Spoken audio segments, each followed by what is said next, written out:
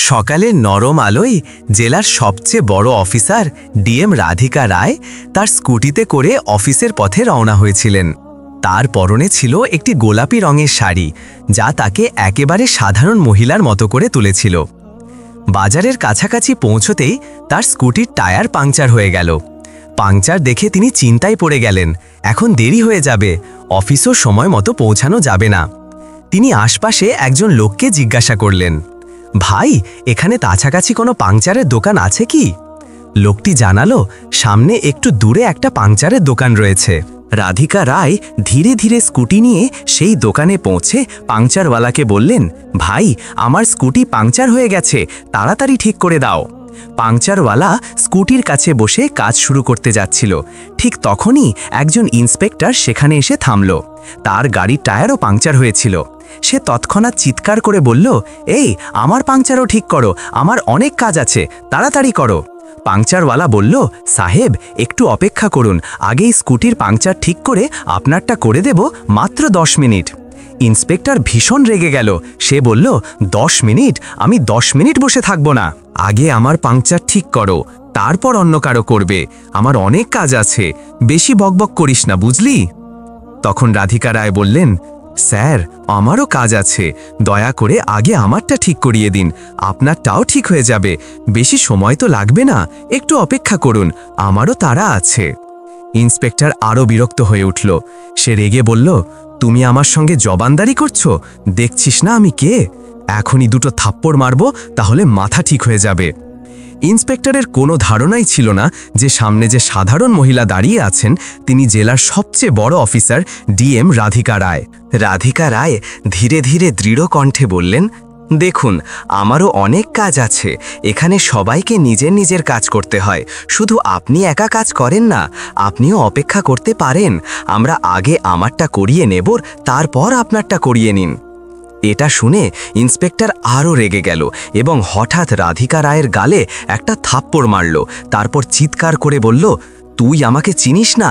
আমি থানার দারোগা, চাইলে তোকে অনেক মারতে পারি, তোর এমন হাল করব যে তুই হাঁটতে পারবি না, আগে আমারটা ঠিক কর, বুঝলি? পাংচারওয়ালা হতবাক হয়ে গেল। কার পাংচার আগে ঠিক করবে? সে ভাবল পুলিশওয়ালাকে বোঝানোই ভালো হবে, কারণ রাগের মাথায় পুলিশ মাঝে মধ্যে যা খুশি করে ফেলে। শেষমেশ সে ইন্সপেক্টরের গাড়ির পাংচার ঠিক করা শুরু করল। রাধিকা রায় নিজেকে সামলে সেখানে বসে অপেক্ষা করতে লাগলেন। কিছুক্ষণ পর ইন্সপেক্টরের গাড়ির পাংচার ঠিক হয়ে গেল। ইন্সপেক্টর গাড়ি স্টার্ট করে চলে যাওয়ার জন্য প্রস্তুত হলো। তখন পাংচারওয়ালা বলল, সাহেব, আপনার পয়সা তো এখনো দেওয়া হয়নি। ইন্সপেক্টর ফেটে পড়ল, কি বললি? আমার কাছে পয়সা চাইবি? আমি পুলিশওয়ালা, আমার কাছে পয়সা চাওয়ার সাহস? তার মাথা রাগে গরম ছিল এবং সে চলে যাওয়ার চেষ্টা করল। তখন রাধিকা রায় বললেন, সাহেব, আপনাকে ওর পরিশ্রমের পয়সা দিতেই হবে, আপনি যেই হন না কেন, আপনি ওর কাজ করিয়েছেন, তাই ওর প্রাপ্য পাওয়া উচিত। ওরা গরিব, আমি দেখেছি, ওদের জন্যই আপনার গাড়ি ঠিক হয়েছে। যদি আপনি পয়সা না দিয়ে চলে যান, তাহলে আপনি ওদের পেটে লাথি মারছেন। যদি এখানে কাজ না করে, তাহলে ওর ঘরের চুলা জ্বলবে না। আপনি পয়সা না দিয়ে যাচ্ছেন, এটা ভুল। পয়সা দিয়ে তারপর এখান থেকে যান। এটা শুনে ইন্সপেক্টর আরও ক্ষিপ্ত হয়ে উঠল। সে আবার রেগে বলল, আবার জবান চলছে, দেখ, আমার মাথা গরম আছে, একটা থাপ্পড় পড়েছে, আরেকটা পড়বে, বুঝলি? কিছু বললি তো থাপ্পড় পড়বে, মুখ বন্ধ রাখ, নইলে তোকে থাপ্পড় পড়বে।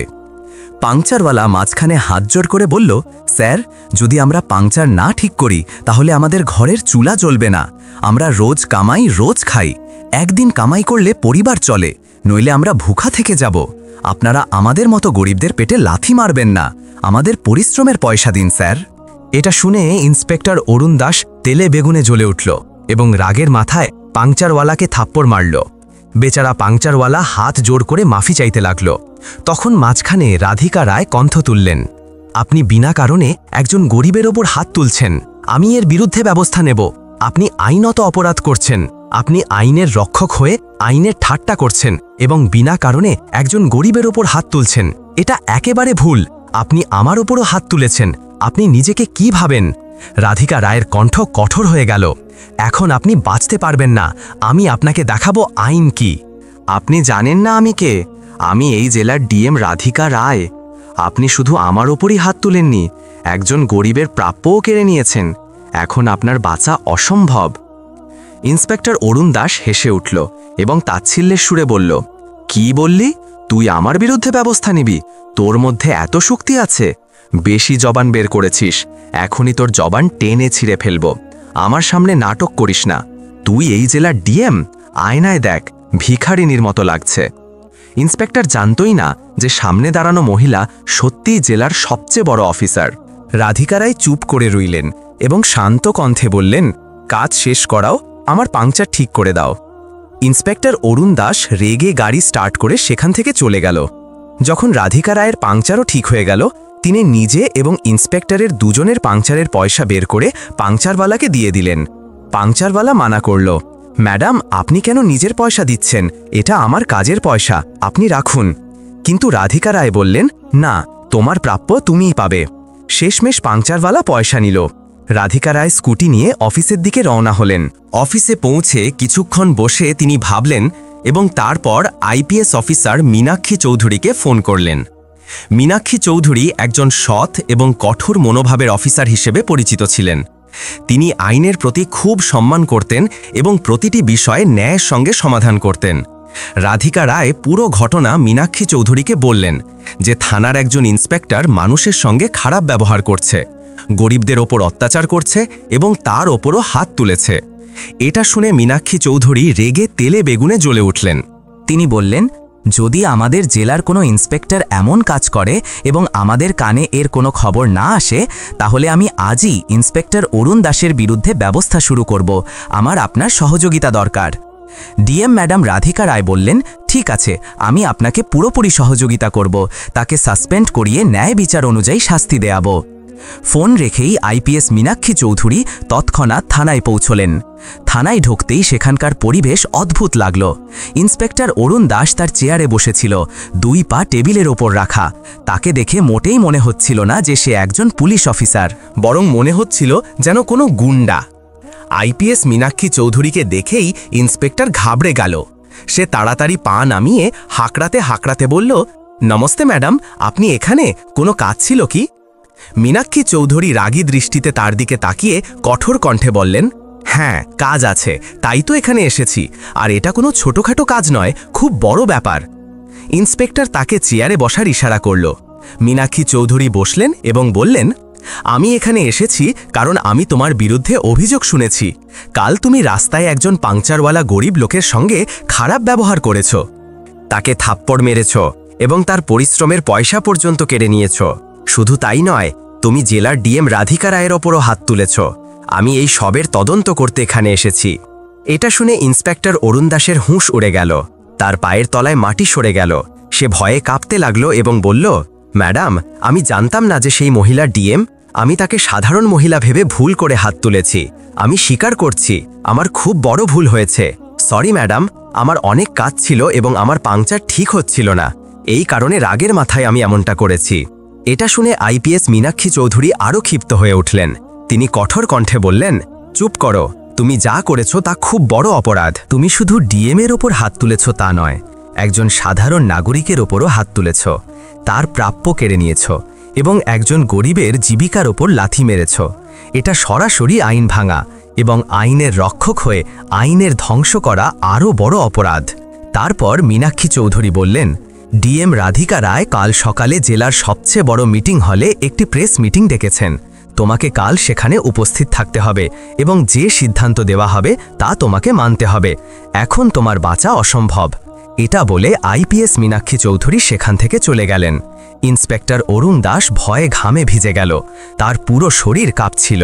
সকাল হতেই জেলার সবচেয়ে বড় মিটিং হলের বাইরে মিডিয়ার ভিড় জমে গেল। সাধারণ মানুষও প্রচুর সংখ্যায় সেখানে জড়ো হয়েছিল। সবার মুখে একটাই প্রশ্ন ছিল, কাল রাস্তায় কি হয়েছিল? একজন ইন্সপেক্টরের বিরুদ্ধে এত বড় অভিযোগ কেন? ভিড়ের মধ্যে লোকেরা একে অপরের সঙ্গে ফিসফিস করে বলছিল, শুনেছি ইন্সপেক্টর ডিএম ম্যাডামকে থাপ্পড় মেরেছে। কি, ডিএম ম্যাডামকে? এটা তো খুব বড় কথা। হ্যাঁ ভাই, আর শুনেছি একজন গরিব পাংচারওয়ালাকেও মেরেছে। যদি এটা সত্যি হয় তাহলে ওই ইন্সপেক্টরের খবর আছে। ভিড়ের ফিসফিসানি পরিবেশে আরও উত্তেজনা ছড়াচ্ছিল। হলের ভেতরে মাঝখানে ডিএম রাধিকা রায় বসেছিলেন। তার এক পাশে আইপিএস মীনাক্ষী চৌধুরী এবং অন্য পাশে এসডিএম রমেশ সেন বসেছিলেন। সকাল 10টার দিকে দরজা খুলল। দুজন পুলিশ জওয়ানের তত্ত্বাবধানে ইন্সপেক্টর অরুণ দাস ভেতরে এলো। কাল রাত থেকেই তার মুখের রং উড়ে গিয়েছিল, চোখের নিচে কালো দাগ পড়ে গিয়েছিল। ঘাবড়াহাট তার প্রতিটি ভাবভঙ্গিতে স্পষ্ট ঝলক ছিল। ডিএম এবং আইপিএসকে দেখে তার পা কাঁপতে লাগল।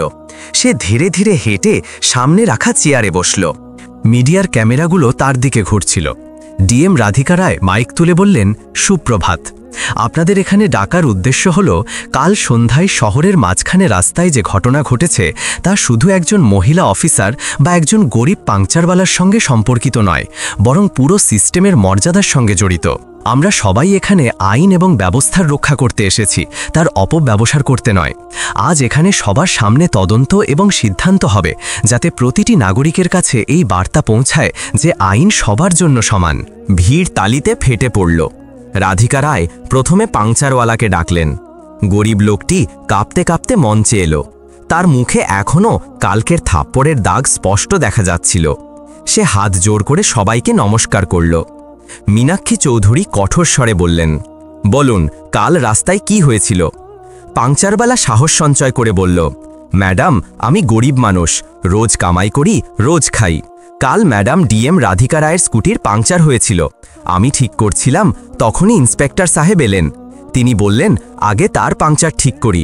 আমি অনুরোধ করলাম 10 মিনিট অপেক্ষা করুন, কিন্তু তিনি জোর করলেন। ম্যাডামও বললেন, সবার সমান অধিকার, আগে তারটা ঠিক হোক, তারপর ইন্সপেক্টর সাহেবের। এটা শুনে ইন্সপেক্টর সাহেব রেগে গেলেন এবং ম্যাডামকে থাপ্পড় মারলেন। তারপর আমাকেও হাত তুললেন এবং আমার পয়সা দিতে অস্বীকার করলেন। তার চোখে জল এসে গেল। পুরো হল নীরব হয়ে গেল। মিডিয়ার ক্যামেরাগুলো প্রতিটি ভাবধারা ধরছিল। জনতার থেকে হায় হায় এবং লজ্জাকর জাতীয় শব্দ উঠতে লাগল। এবার ডিএম রাধিকা রায় নিজে পুরো ঘটনা বর্ণনা করলেন। তিনি শান্তভাবে বললেন, কিভাবে ইন্সপেক্টর শুধু একজন নাগরিকের অধিকারই কেড়ে নেয়নি, আইনের মর্যাদাকেও ক্ষুণ্ণ করেছে। যদি জেলার একজন ইন্সপেক্টর রাস্তায় প্রকাশ্যে এমন কাজ করতে পারে, তাহলে সাধারণ মানুষের কি অবস্থা হবে? আমাদের ভাবতে হবে, আমরা কি আইন মানানোর জন্য আছি না আইন ভাঙার জন্য? তার কণ্ঠে দৃঢ়তা ছিল। ভিড় জোরে তালি বাজালো। এবার ইন্সপেক্টর অরুণ দাসের পালা। সে কাঁপতে কাঁপতে দাঁড়ালো। ঘামে তার কপাল ভিজে গিয়েছিল। ম্যাডাম, আমি স্বীকার করছি, আমার ভুল হয়েছে, কিন্তু আমি ইচ্ছাকৃতভাবে করিনি। আমি চাপে ছিলাম, অনেক কাজ ছিল এবং রাগের মাথায়। তার কথা শেষ হওয়ার আগেই মীনাক্ষী চৌধুরী টোকা দিলেন, বস, এই সব অজুহাত এখানে চলবে না।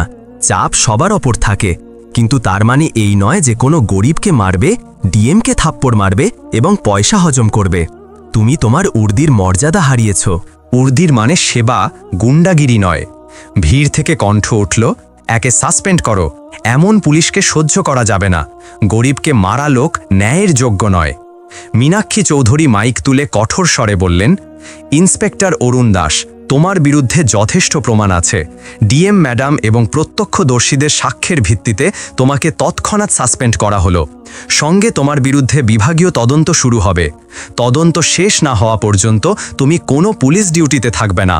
যদি তুমি দোষী প্রমাণিত হও, তাহলে তোমাকে চাকরি থেকে বরখাস্ত করা হবে এবং ফৌজদারি মামলাও চলবে। এটা শুনে পুরো হল তালিতে গমগম করে উঠল। জনতা জাস্টিস জাস্টিস বলে স্লোগান দিতে লাগল। পাংচারওয়ালার চোখে স্বস্তির অশ্রু ছিল। সে হাত জোর করে ডিএম এবং আইপিএস দুজনকেই ধন্যবাদ জানালো। ডিএম রাধিকা রায় তার কাঁধে হাত রেখে বললেন, এখন তোমাকে আর কিছু ভয় করতে হবে না। আইন সবার জন্য সমান। তোমার অধিকার রক্ষা করা আমাদের কর্তব্য। মীনাক্ষী চৌধুরী ভিড়ের দিকে তাকিয়ে বললেন, এই বার্তা প্রতিটি নাগরিকের কাছে পৌঁছানো উচিত। যত বড় অফিসারই হোক না কেন, যদি সে আইন ভাঙে, তাকে শাস্তি পেতে হবে। আইনের চেয়ে বড় কেউ নয়। বন্ধুরা, যদি আপনাদের এই ভিডিও ভালো লেগে থাকে, তাহলে দয়া করে এটি লাইক করুন এবং যতটা সম্ভব মানুষের কাছে শেয়ার করুন। সঙ্গে আমাদের চ্যানেলটি সাবস্ক্রাইব করতে ভুলবেন না এবং কমেন্টে আমাদের জানান যে আপনারা কোথা থেকে আমাদের ভিডিও দেখছেন। ধন্যবাদ।